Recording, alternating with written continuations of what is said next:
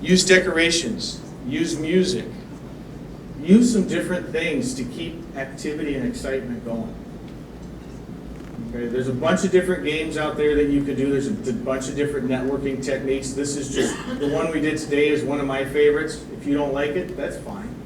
But find one that works for you, find one that works for your members, and then encourage members as they're talking to get past the elevator speech and get into more of the relationship building first. Because then, once I've formulated that relationship, people are going to want to hear what I have to do. And I don't want to waste anybody's time. Time is too precious. So I don't want to tell you about my business if you really don't care. You know, how many of you have talked to somebody and told them what you do and you're all excited, and you can just tell by talking to them that they don't care what you're saying at all? Okay? Was that a well worth spent of time? Absolutely not. Okay, then why do it? You know, get excitement going on. Do some different things you could do. You know, if you did a sports theme, set up some rules. Say we're going to do a sports theme at the luncheon or at the after hours event or whatever we're doing. Okay, and I need you to come as your favorite team. But the one rule is it cannot be Ohio State, especially living here. It cannot be Ohio State, it cannot be the Browns, it cannot be the Cavaliers, and it cannot be the Indians. Okay? Now you're going to get people showing up in Pittsburgh stuff. I would show up in Michigan stuff. Or Gators, because I coach men or youth Gators. I could care less about Florida Gators, but I coach men or Gators, okay? And that seems to bring some controversy. It's really funny when I go out and I wear my Gators shirt and my Michigan hat. And I get people chasing me all around the neighborhood. But now I've opened it up where somebody might come up to me and say, "You like the Gators?" Well, let me tell you about that. I coach youth football. I'm on my 5th year. I've got 4 more years in my tenure to coach it. I love doing it. I got kids. You've just learned something personal about me. So what do you do for a living? Now I can tell you. Okay? You might come and Dodger stuff. I'm going to come up to you because I grew up in LA. So why do you like the Dodgers? I might find out that you grew up in LA too. I just made a personal connection.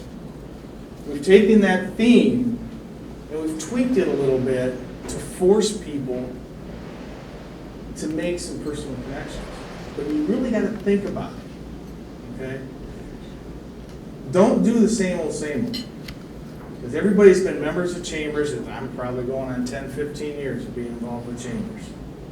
And if I have to go in another one with my business cards and turn around, you know, I want to make true, long-lasting relationships. And in any business, as you are in the chamber and running your chamber, when you get a new member, you hope that you can sustain that member for 10, 20 years, right?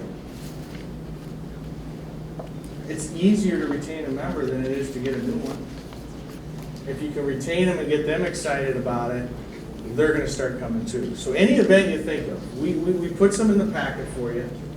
There's the poker card event, okay, where everybody gets a card. Now you got to run around the room and try to make a 7 or 11.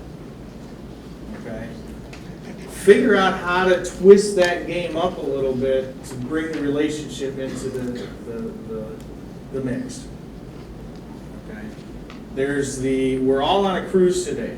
You're in Grand Caymans. You guys are Maui. Good. Anybody in Alcatraz? No. Cancun. Where are you guys? Wow. Okay. You can do a t-shirt game where you have t-shirts, markers, get the people interacting. Okay, on that you say, tell us if you were in Aruba, what would be the most favorite thing you'd enjoy while you were there? Mine would be no emails, no cell phone, and just personal time with my family. Okay? You've just learned something intimate about me. And that portion that you just learned about me, you might say, you know what? He's got good values. Maybe. Maybe I want to talk to him a little bit more and find out what he does for a living. Because I like working with people like that. That's where business comes into play. You know, the spiel I heard yesterday, we are all members of this chamber, and we need to support businesses within this chamber. That's all good. But if I can't form a relationship with that person, or I don't like the way that person does business, regardless if they're a chamber member or not, ethically or personally, I would choose not to do business with that person. So it's not a true statement. Yes, chamber people need to support each other, but it all starts with the relationship. Now, are the pennies here? Okay. You guys ready? Who wants to make some money? Oh, more liars. Who wants to make some money? Woohoo! Okay, feel under your chair. See if you got a penny. No, they just got it handed to us. Huh? We just handed it to Oh, someone. never mind. That's gum, that's not a pen. Yeah. Okay, who has a penny? Amy. If you got a penny, I want you to stand up and just say something that you learned today and what you're going to take out of this. Hopefully you learned something. My name is Amy Wright. I'm not Swedesboro again. And what I learned today is that take the time to form a relationship, not just business, but on a personal level.